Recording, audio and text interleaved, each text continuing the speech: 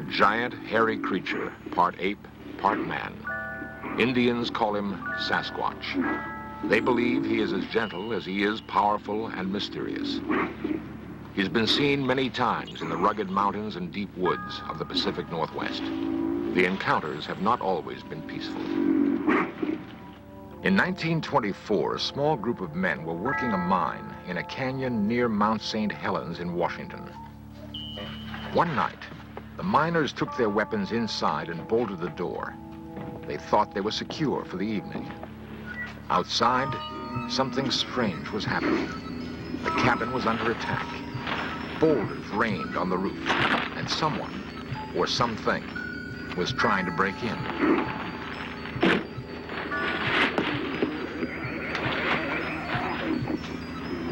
The miners later described their attackers as large, hairy apes.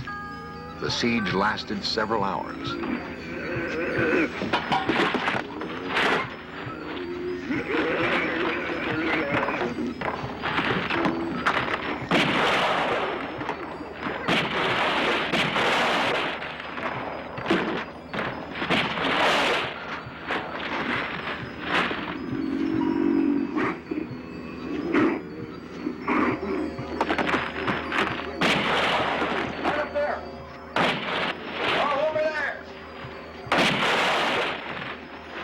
The miners escaped injury that night.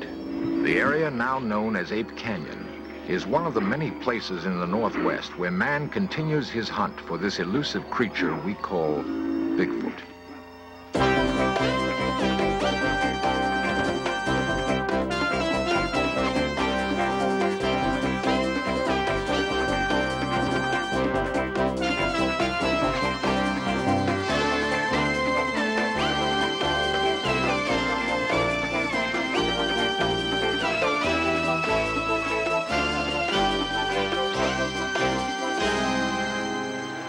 Many people do not believe in Bigfoot, but a lot of people do, and some of them feel they must kill it to prove it exists.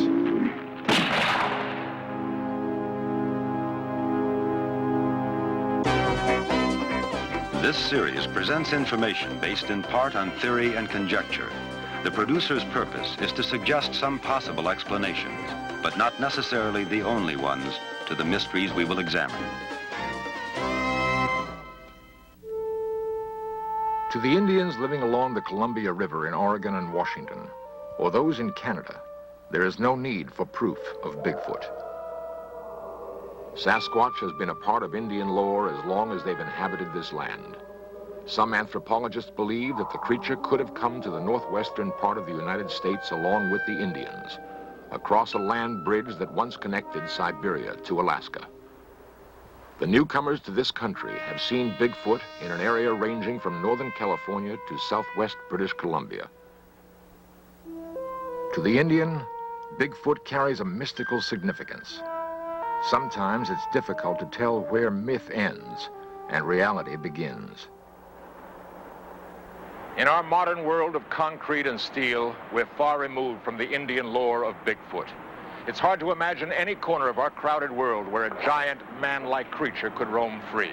Yet there's persuasive evidence that Bigfoot is real, and that urban man may be close to his first meeting with this living legend. It is felt by some scientists that Bigfoot falls somewhere in this progressive chart of man, a giant hominid related to but not like modern man. According to this theory, Bigfoot would have pursued a course of evolution separate but parallel to his human cousins. Dr. Grover Krantz is an anthropologist at Washington State University. Its locomotion is the human design, so we know it's probably our closest living relative. But in terms of anything mental characteristics, no, it's not human. So it is a mixture of ape and human characteristics, and if you want to call that a missing link, that's fine. Now, this is a cast of a jawbone of something that I think is actually the Sasquatch. This is a jaw that's anatomically in between human and ape in its teeth, but it's much larger than any living ape, much larger than a gorilla, for instance. These are known from fossils about 1 million years old in China, and it has been named Gigantopithecus. And it has approximately the characteristics that our Sasquatch has. So I'm inclined to think that this species just simply is continuing today. The most convincing visual evidence of Bigfoot is a film taken by Roger Patterson in Northern California. Dr. Krantz believes it to be authentic. I've examined the film many times, watching it forward, backwards, stop framed, measured, and everything. And all of the anatomy of the creature is perfectly consistent. It just simply does not fit with a man wearing a suit. In fact, a suit of that size, we can establish exactly how big it is. There's no way a man could fit into it. The shoulders and chest are simply too wide. The feet are properly designed for carrying that kind of body weight, and that doesn't make any sense unless you've got a body of that size. And Patterson could not have faked any of this stuff. I talked to him about some of the things I saw, and he didn't even understand what I was talking about. Reports of Bigfoot sightings in the Northwest go all the way back to 1811. There have been some in other parts of the United States, but most have come in the area from Northern California to British Columbia. In 1882, a British Columbia newspaper published the story of railroad workers who saw and captured a creature they called Jacko. No one seems to know what happened to that creature, but the hunt for others has brought headlines all across the United States. There have been an estimated 2,000 reported sightings of Bigfoot. Half of those are considered fakes. The other half are very real, especially to those who live in this rugged country and who've seen with their very own eyes, seen something strange and sometimes frightening. I'd been down to my folks's, and Cindy was with me, and we decided it time to go home, and so we left. And Lewis Alway and his daughter Cindy of Stevenson, Washington, returning home one night from visiting his parents, came across something they'd never seen before. it was about 10:30, 11 o'clock at night, and Cindy was sleeping on the floor, on the seat. And I come around the corner there, and there it was. It looked to me like it had just come over the top of the guardrail there.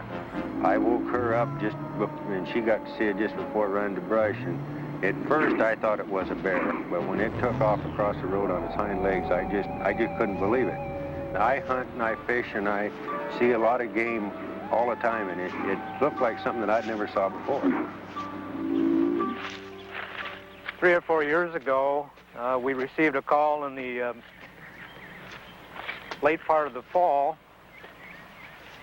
The people who own this cabin back here said they'd found some tracks of what they thought was a large animal.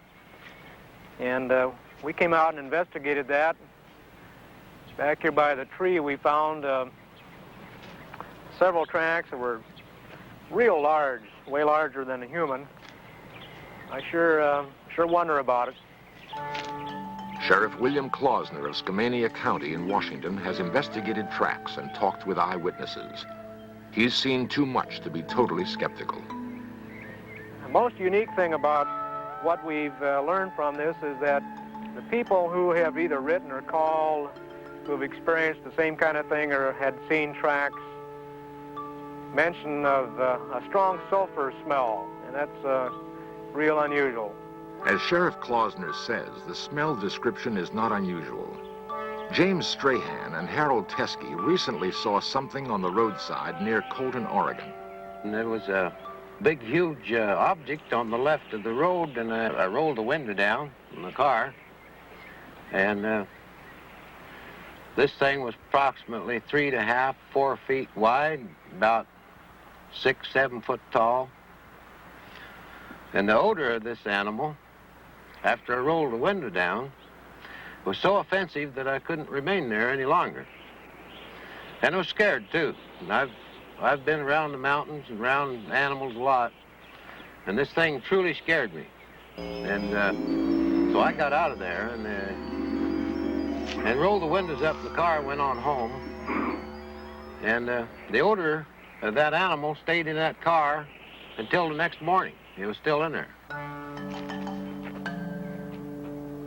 1 mile outside the Dalles, Oregon, several members of the Bigfoot Investigation Project and Information Center climbed to an observation point. They're led by Peter Byrne, 50-year-old adventurer and former big game hunter in Nepal. Byrne has dropped his rifle in favor of camera and binoculars. For 5 years, he's headed the Bigfoot investigation project and stalked these north woods, checking out every story and every set of tracks. His prey is elusive. We will talk to the person who says that they've seen one. We will talk to their family, perhaps to their employers or employees. We'll talk to the local police to see if they know them, to find out if the person is simply a joker, a hoaxer of some kind, or if they're a person of reputation and of known integrity. And then we'll go and see the person, we'll interview them, and of course we'll try and get to the place of the actual sighting as quickly as possible. One of the most credible sightings took place near Mount Hood, Oregon in 1974. 2 loggers, Jack Cochran and Furman Osborne, were working in an area of fallen timber. Cochran explains what he saw. I looked off towards the woods, and I saw these 2 long legs moving at the edge of the timber. And as this thing walked, it walked with a glide, and then it reached an arm out and kind of touched a tree as it walked by. And I saw these wide shoulders, and then it just moved off down the hill. J.C. Rourke and I were up on that little hill there and was setting chokers, and the cat came down the ladder and he didn't come back, so we decided to walk out in the woods onto the timber so we could be in the shade, and we heard this commotion there in the brush, and we saw this big monster going out through there. And I yelled for my buddy. I wanted him to see him, and I started running. I wanted to get a closer look at him, and we chased him over the ridge there, and at one time I was within 50 feet of him. Whatever Osborne chased through the woods left him far behind. Cochran, an amateur artist, tried to sketch what he saw. He was tall, long-legged, and hairy, very broad shoulders, and his head seemed to just spring up out of his shoulders, no neck. The arms were long and more in proportion than a human. There is persuasive evidence that men may be closing in on Bigfoot. What will the hunters do if they find him? And we'll just smooth it out a little bit, make sure it runs into all the cracks and corners, and that's really all there is to it. Peter Byrne, professional Bigfoot investigator. Before doing this, Hundreds of unexplained footprints have been found in these woods. They receive close examination by the experts. This is a plaster cast of an actual footprint here, and it's a 13.5-inch cast, and it has a number of peculiarities. One is the normal bulge behind the big toe or the hallux, and then there's a second bulge, and this is peculiar to all of the footprints that we have seen. Nobody really knows what causes this second bulge. Perhaps it's a muscle of some kind to support the enormous weight. This is a cast of an individual that's very obviously crippled, and I studied this at some length and found these 2 bulges on the outside of the foot. Anatomically, they have to correspond to a couple of gaps in the bones on the foot themselves. And the bulges in a normal human foot expanded to this size would have been here, but they're shifted forward. Well, anatomically, this means that the ankle weight is shifted somewhat forward. It's not just a gigantic human foot. It's the leverage has been redesigned.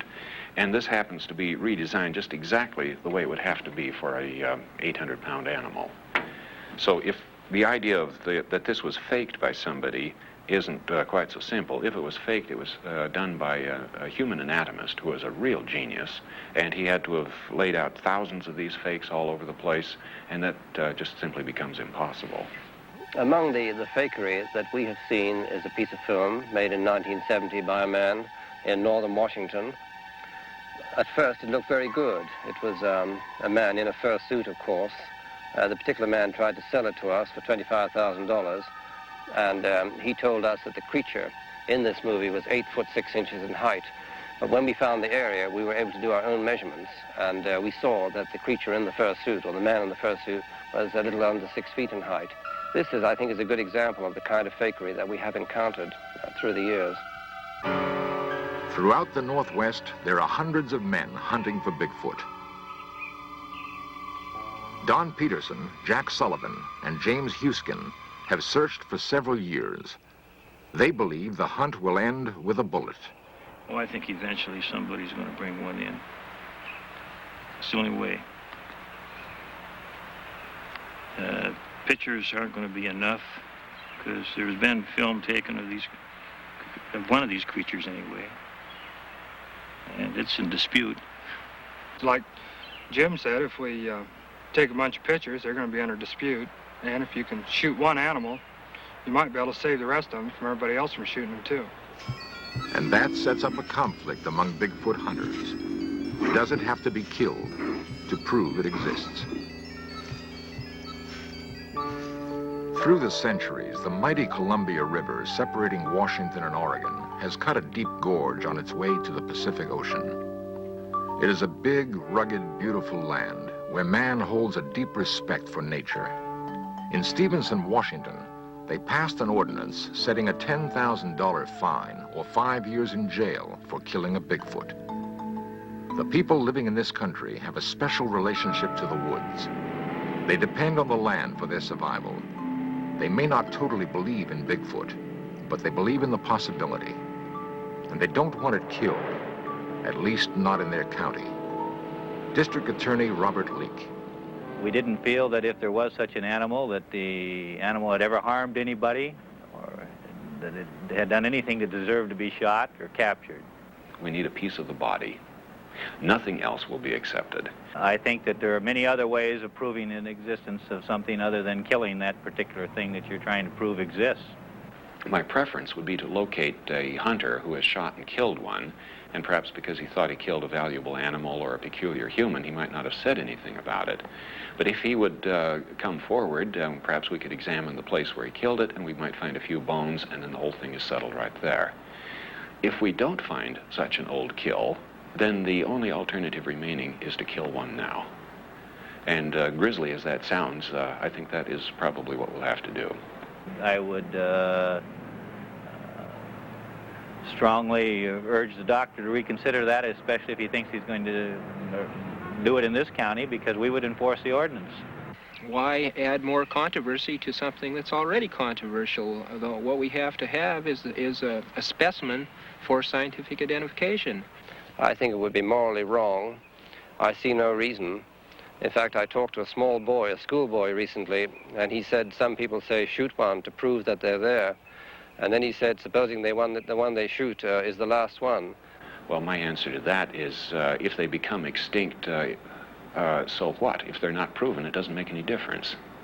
We have a lot of animals that became extinct in the past, and there's nothing we can do about it. And if this animal remains unaccepted, who cares if it becomes extinct? They're obviously rare. There are not very many of them. And as we see them, they could be a hominid form. It could be a man. To shoot one would be totally wrong. And we are totally opposed to this philosophy. While men ponder the dilemma, to kill or not to kill, many Indians wonder why this preoccupation with proving Bigfoot exists. To the Indian, there is no doubt. Many, like Mrs. Joe Washington, see the hunt for Bigfoot just another intrusion into their sacred past. You'll never be able to, you might say, civilize him like the white man done to us. He's somebody that belongs in the area that he chooses to live in. And if someone did bring him down,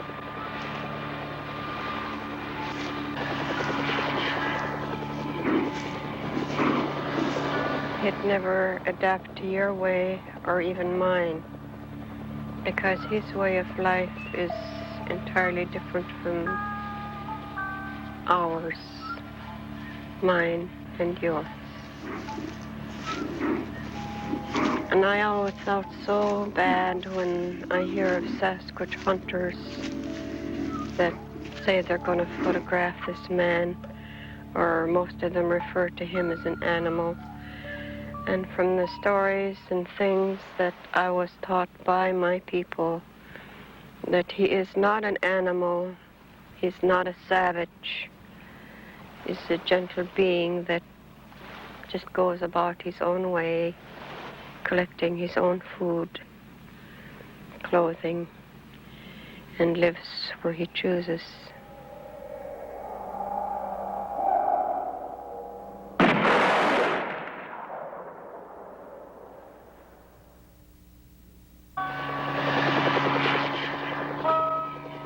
Man, with his ingenuity and machinery, continues to stalk this creature.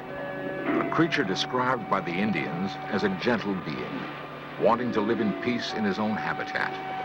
A creature some scientists believe is a link to centuries long past. The gorilla is mentioned in Greek mythology going back hundreds and hundreds of years, and yet it was not discovered until the late 18th century. And the subspecies, the mountain gorilla, was not identified until early 1900. And there are other examples. The fossil fish that was discovered in the Indian Ocean only a few years ago, believed to be extinct for 80 million years. This is the coelacanth, and now it's known to still live off the coast of Africa. Is that the case with Bigfoot? Is this creature really a relative of the Gigantopithecus, a primate that lived over 1 million years ago in China? The land lends itself to hide such a creature. There is food for it to survive. It does not need man. But it may have to die at the hands of man to prove to him that there is such a thing called Bigfoot. If we assume that Bigfoot is real and that men are closing in on this seemingly gentle monster, then we must prepare for that first meeting. To have eluded us for so long, Bigfoot must understand men very well. The burden will be on us to understand him. Bigfoot may well be waiting for some sign that we're ready.